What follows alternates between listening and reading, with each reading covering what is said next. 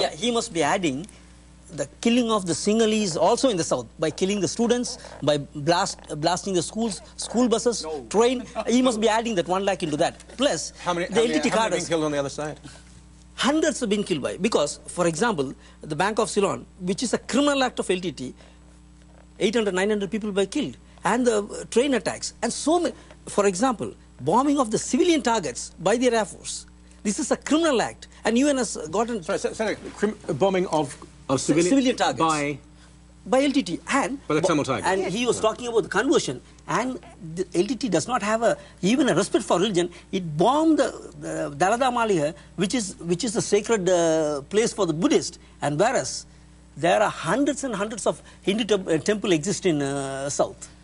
Excuse me, and also the Muslim community in the eastern province where he comes from, Kartankudi, the Muslims were at prayer on a Friday afternoon, and the LTT just walked in and shot them all, 157 of them. So the LTT violence is not directed to any one group or, you know, whether it's ethnic, religious or whatever.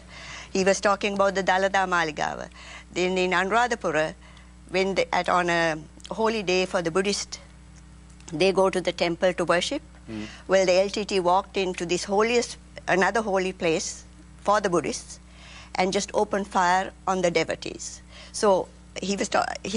98 people. Is this in any way a religious struggle between Hindu and Buddhist? No. Just talking about Sri Lankan government. I just want to tell only one thing. If he says it is the Buddhist majority, then the Tamils in the north, I'm not talking about it because it has gone away from their hand long back. They wanted to establish a Hindu kingdom, might be. And in that place, Mr. Poopalsingham Catholic will not have a place there if LTT is allowed to exist. Mr. Because your facts are... We're going with you. I'll come to you. Go on. Hold on. Muslims. Go ahead. There are 5,000 temples have been destroyed in the north and east by the Sri Lankan government, the atrocities. And over several churches have been bombed. Nawali Church, one of the finest church in the northern province, it was bombed by the Sri Lankan government. 70 of the worshippers died inside the church. There are several other churches bombed by the Sri Lankan government. Can he deny that? Actually, that happened. That happened, but it does not mean, it accidentally happened. It happened. The church? Yeah, but the thing is, they never knew, whatever, the thing is, wrong is wrong, but it does not justify killing of Muslims in the place of worship. It was a well planned, went into the mosque. Deny it's happening. Yeah, you they can't went deny. in. I mean, Can you deny? He admitted that did happen. Have there been? You did mention briefly there have been atrocities committed by Tamil Tigers. There have been atrocities committed, I believe, by both sides, right? But I think. One second, Mr. Benedict, I am talking. Including the Tamil Tigers. I am talking. Please. I believe that, again, as I said before, there are two parties to this conflict, and I do believe that there are actions of both that cannot be defended. But one of the things that I'm going to point out is, and you said so yourself, that this is such a crass way to look at it, but when we're talking about numbers like 100,000 Tamils have died, of which there's a professor at Harvard who actually pegs that number at 215,000, you're mentioning hundreds, right? Regardless, I think on both sides it's wrong, but I mean, these people that are marching on the streets there, why they're there is because practically everyone out there has a story. I mean, I have several of my cousins that have been arrested. My entire family went through the 1983 anti-Tamil riots. My good friend had a Tamil woman burnt live in front of her. My music teacher had his neck cut by the Sri Lankan army and left on the ground to bleed to death. Luckily he didn't. He lived. He's lost his vocal cords, but he's here. I mean, I can't begin to tell you how many stories. If you're wondering, Michael, why all of these people are out there, it's because, like you said, they may not be a wealthy community, but they can't. They're tied back to the scenario back home because of what they've been through personally. Can I ask you, what is and it? their relatives. This is a very simplistic question. I hope it doesn't sound rude. But apart from where people are based regionally, in major cities, how do people know? I mean, I said to you in the commercial break, I was told at one point that the Tamils were usually darker, but obviously a very different pigmentation. There are religious differences, majority of one religion, but generally, can people tell each other apart? just by speaking to one another?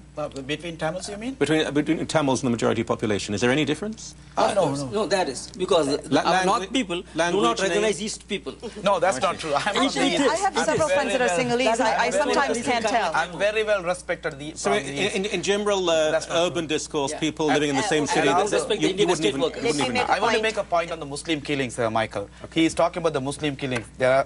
It happened. We are not denying it. The man who committed that murders is the minister in the present government. Can you believe that? They made him as a minister. Is this true? He's from the Eastern Province. Hold on.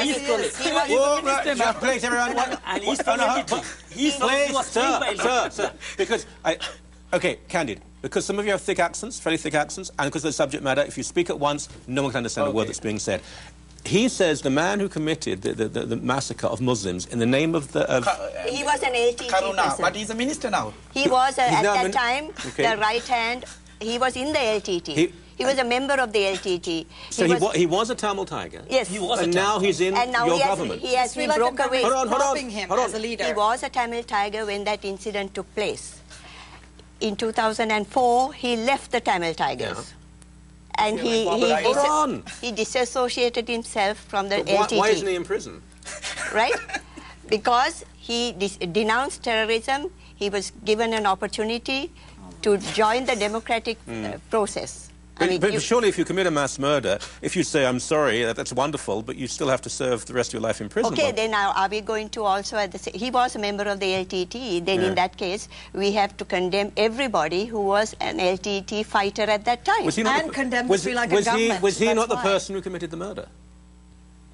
But actually, it was committed by LTT. But there was no proof he personally went. It was the order of the LTT leadership. It was the order of the LTT leadership. But there was he was part of it. It's a well-known fact. What about allegations that in this country, Tamil Tigers are going to peaceful members of the Tamil community and saying, we need money, we want money, if you don't give money, there'll be consequences? There are allegations about that. Nothing has been proven in front of the courts.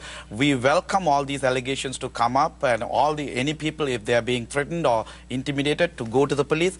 Police personnel in this country, RCMP or local police, they're angels. They're one of the best in the world. We always Our police are angels. I'm just going to write that one down. Michael, compared to the stories of the police forces back in Sri Lanka, that's what our police are very good. Our police are really good. So we always advise the population to go to the police and lodge a complaint. But I want to make a point very clear. So far, none has come up, and these are allegations by the Sri Lankan government. People let's be hold on a second. If you are relatively powerless, a relative newcomer to a country, and you're being intimidated, you're not going to go to the cops and say, this is what happened to me. You'd be terrified. I would be. Sri Lankan, the Tamil Canadians are in this country for the last 25 years. I mean, they are already established in this country. Yeah. So let me take that a step further. There are hundreds of people. I tell you, to this problem in Sri Lanka, Canada partly hold a responsibility, because the diaspora funding from Canadian soil and other parts of Europe gone to them, converted into arms and ammunition, and that is where this crime is happening in Sri Lanka. Otherwise, there would not be a war. This funding by the Canadian diaspora, which is LTT controlled diaspora, which collects millions of money, it's not told by me. And it is James Weekly says 200 million per year, 300 million. A great deal of money came from North America to the provisional IRA. It wasn't blackmailed out of people. It was people in the Irish Catholic diaspora who felt they wanted to support an armed struggle in Northern Ireland. Also, I tell you. And the protests tell you where people stand. When the funding was cut off from North America, peace came to Northern Ireland. Well, it was a minor part of it, but it certainly helped. It was a factor. Yes. Also, just one point about genocide. There has to be an intent. Do you know that we just had elections in what we call the Western Province?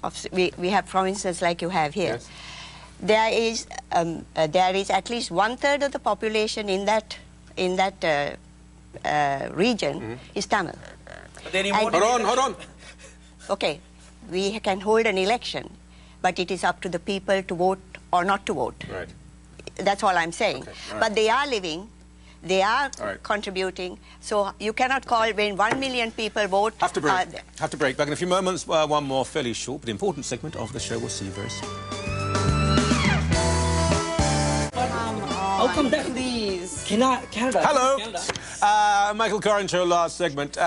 Don't condemn people for arguing. This is about their homeland and their people, and people are dying. It's not like a 1% cut in the rate of GST, for goodness sake. These issues matter a great deal. I can understand the passion here. There's about 3 or 4 minutes left. 30-odd seconds, sir. Conclusion. Sure. Mr. Benedict says that people have been taken from the LTT area and fed by Sri Lankan government. They are in the concentration camp. Nazi-style concentration They're being camps. gassed, are they? Yeah, no, they're not being gassed yet. So it's not Nazi-like? I would call it at least internment camp.